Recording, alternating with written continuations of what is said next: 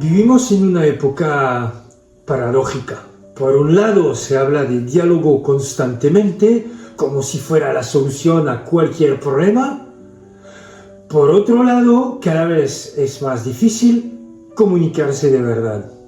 Hoy, en Armonía Familiar, vamos a hablar de algo importante, de cómo la evolución de nuestra sociedad está destruyendo la comunicación verdadera.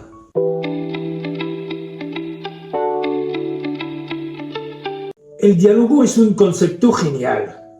Ahora bien, exige que haya una base compartida, un suelo firme, donde todos estamos más o menos de acuerdo en lo que es real, en lo que importa, en lo que está bien o mal en términos generales.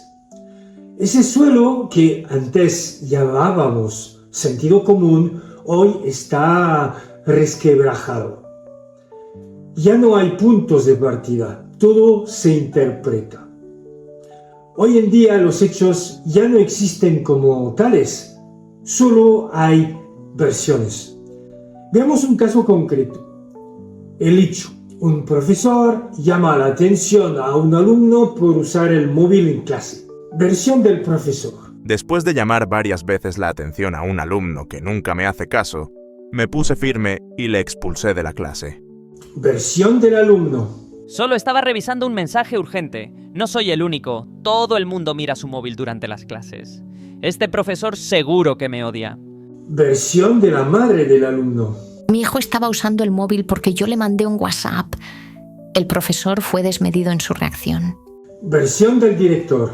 Es un incidente menor, pero evidencia una falta de comunicación entre docentes y alumnos.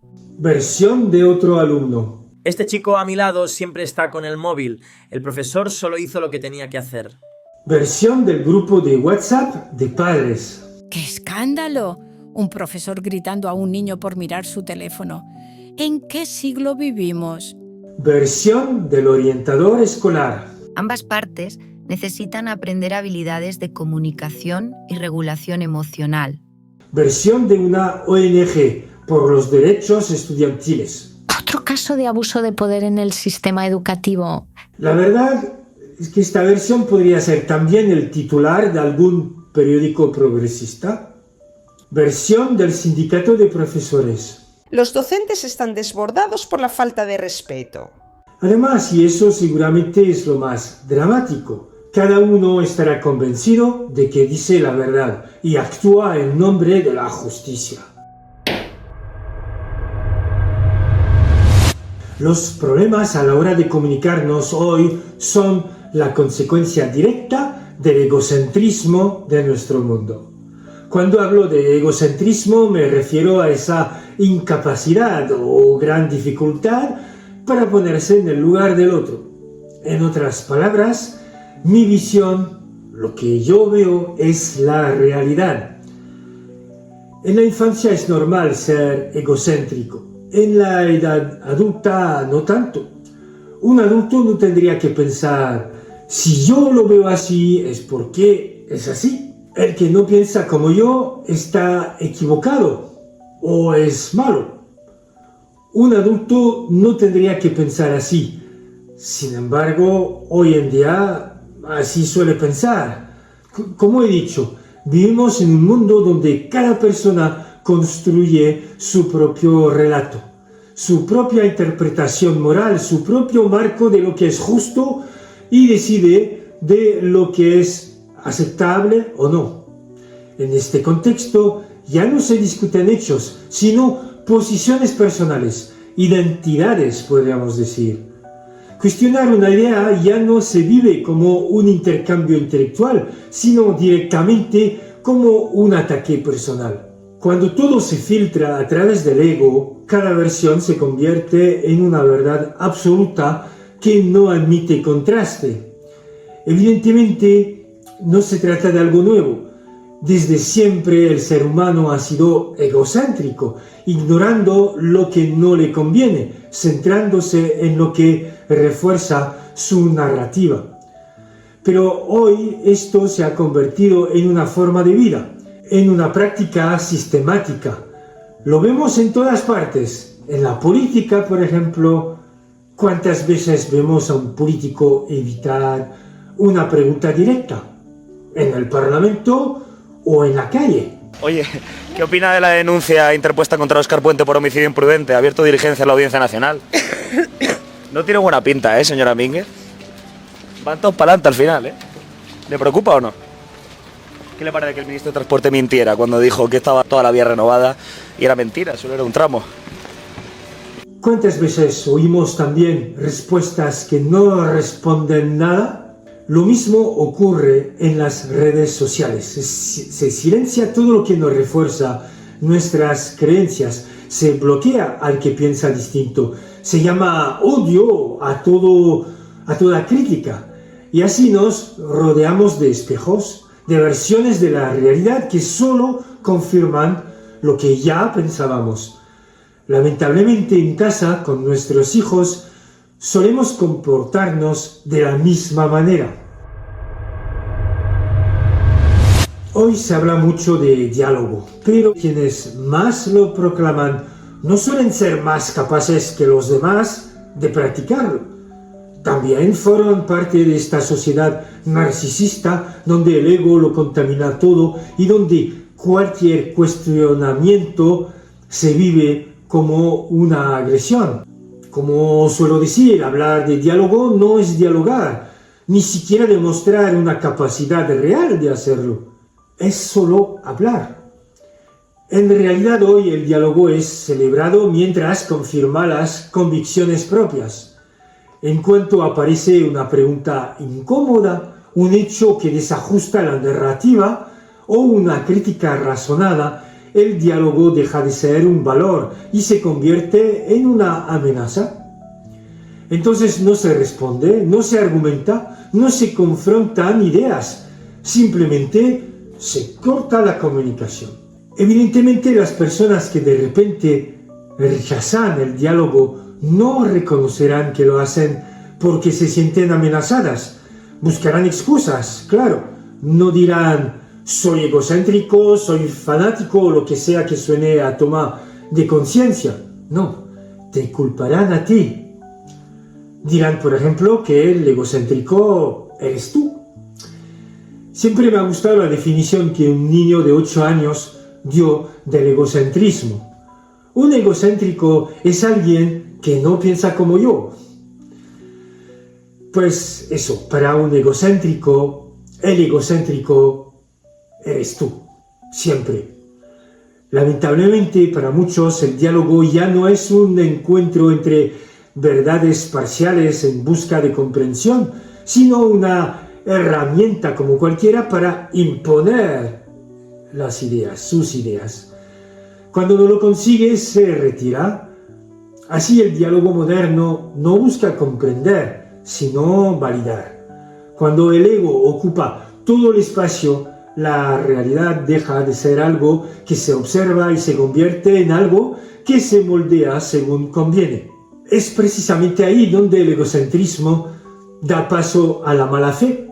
No solo defiendo mi versión, sino que empiezo a engañarme a mí mismo para no tener que cuestionarla. Jean-Paul Sartre hablaba de la mala fe como esa actitud en la que uno se miente a sí mismo para evitar la angustia de la responsabilidad. Hoy podríamos decir que la mala fe se ha vuelto la norma. No solo en lo personal, también en lo institucional, lo cultural, lo familiar. Es la actitud de quien elige ver solo lo que le conviene, de quien ignora las preguntas difíciles, de quien frente a una evidencia prefiere mirar hacia otro lado o reinterpretarla para que no duela. Y claro, así todo es posible. Si ignoro una parte de la realidad, si la considero insignificante solo porque no va en mi sentido, entonces siempre tengo razón, siempre gano, siempre soy víctima o héroe, nunca culpable, ni siquiera responsable. Ahora bien, esa victoria es vacía porque se construye sobre una mentira. La convivencia familiar, como la social, se basa en la capacidad de reconocer juntos lo que ocurre.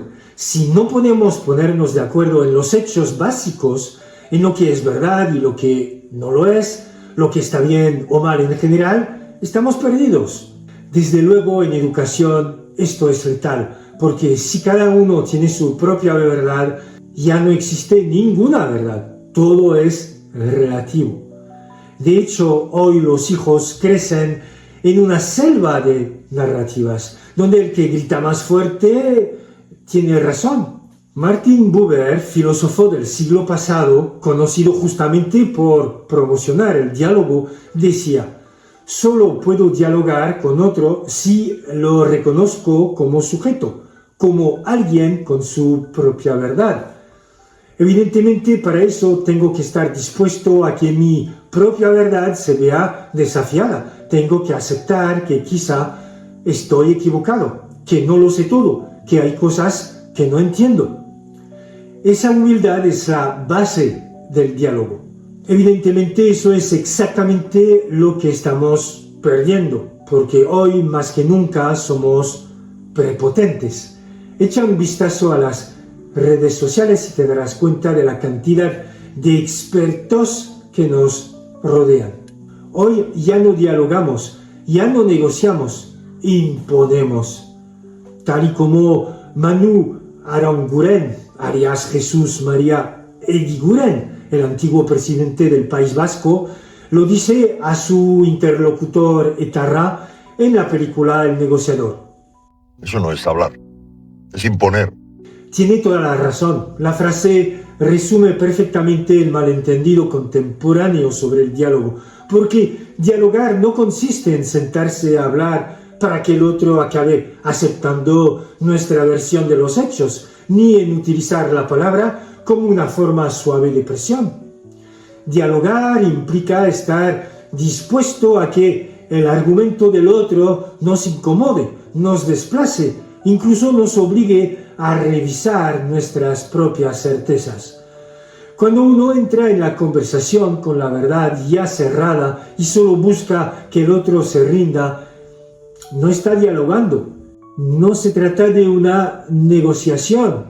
Es un intento de imposición disfrazado de intercambio de ideas.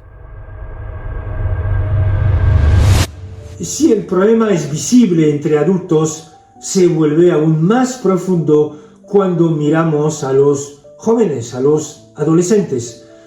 La adolescencia por naturaleza es una etapa egocentrada, marcada por la búsqueda de identidad, la sensibilidad extrema a la frustración y la tendencia a rechazar aquello que incomoda. Es así y siempre fue así. La diferencia es que antes el mundo social actuaba como un contrapeso, obligando poco a confrontar límites, a aceptar puntos de vista distintos y a aprender a convivir con la frustración. Hoy ocurre lo contrario. El entorno cultural refuerza ese movimiento natural de repliegue sobre uno mismo. En lugar de aprender a dialogar con la diferencia, los adolescentes aprenden a encerrarse en burbujas donde todo confirma lo que sienten y piensan. Así, una etapa ya de por sí centrada en el yo se ve amplificada por un mundo que convierte la evitación en norma y la incomodidad en algo intolerable. Naturalmente, si a esta tendencia natural del adolescente a replegarse sobre sí mismo se le suma la rigidez de los padres o de los profesores, el bloqueo del diálogo está prácticamente asegurado. Cuando padres, profesores o figuras de autoridad se presentan también como portadores de una verdad absoluta, sin espacio para la escucha ni para el matiz, el bloqueo, el choque es inevitable. El diálogo debe ser siempre el primer paso, sin duda, pero no puede ser el único ni el eterno. Hay que empezar dialogando, pero también hay que observar si el otro entra realmente en ese intercambio o si solo utiliza la conversación para imponer su versión. evitar la incomodidad o simplemente ganar tiempo. Cuando una de las partes se encierra en su narrativa, cuando se bloquea, cuando deja de escuchar o simplemente desaparece, insistir indefinidamente en dialogar se vuelve estéril. No todo conflicto es dialogable. A veces el diálogo choca con muros que no se rompen con más palabras. El diálogo solo funciona cuando existe un marco. Sin él se convierte en una conversación sin rumbo o en una lucha de egos. Recuperar el sentido común, aceptar que no todas las versiones valen lo mismo y volver a poner límites claros es paradójicamente lo que puede volver a impulsar la idea de dialogar. Cada vez que hablo de diálogo no puedo evitar pensar en Ernest Lluch, el ministro socialista de los años 90, una figura que defendió con convicción la idea de hablar con todos, incluso con quienes utilizaban la violencia. Predicó durante años la necesidad de abrir espacios de diálogo, especialmente con la banda terrorista ETA, convencido de que la palabra podía desactivar el conflicto. Era coherente con sus ideas, las llevaba a la práctica. Sin embargo, ETA decidió matarlo. Para muchos solo existe la lógica de la confrontación. El mundo para ellos se divide en bandos, nosotros o ellos, ganar o perder, dominar o ser dominado. En estas condiciones, todo lo que suene a diálogo, negociación o convivencia se percibe como debilidad. Igual que Ernest Lluch representaba una alternativa pacífica que rompía el relato violento de ETA, el adulto que propone hablar y buscar soluciones rompe el esquema mental de ciertos adolescentes acostumbrados a pensar en términos de choque y poder, muy influenciados por videojuegos, películas y redes sociales donde siempre hay un enemigo que derrotar. Cuando aparece alguien que dice vamos a entendernos, vamos a hablar, no encaja en su mundo. Entonces no dialogan con él, lo desafían, lo provocan, lo ignoran o lo matan. Porque para quien solo concibe la confrontación, el diálogo no es una solución, es una amenaza. Por cierto, he creado un grupo de WhatsApp que llamo el Rincón del Búho, donde explico cuándo dialogar, cómo hacerlo y cuándo es necesario cambiar de estrategia con los hijos adolescentes. Apúntate, es gratis. Dicho esto, no he traído el ejemplo de Ernest Lluch para desacreditar el diálogo, sino para recordar algo esencial. Promover el diálogo es bonito, suena bien, incluso otorga una cierta sensación de superioridad moral, como si uno estuviera siempre del lado de la razón y de la paz. Pero junto a esa belleza hay que seguir siendo realista. El diálogo solo existe cuando dos partes quieren realmente encontrarse. Cuando una de ellas no está por la labor, cuando utiliza la palabra para imponer, para esquivar o simplemente para cerrar la conversación, insistir indefinidamente deja de ser una virtud y se convierte en una ingenuidad. En esos casos, seguir llamando al diálogo no resuelve nada. Al contrario, prolonga la situación de malestar. Digo que para dialogar hace falta humildad, es cierto, pero no lo digo como una invitación moral.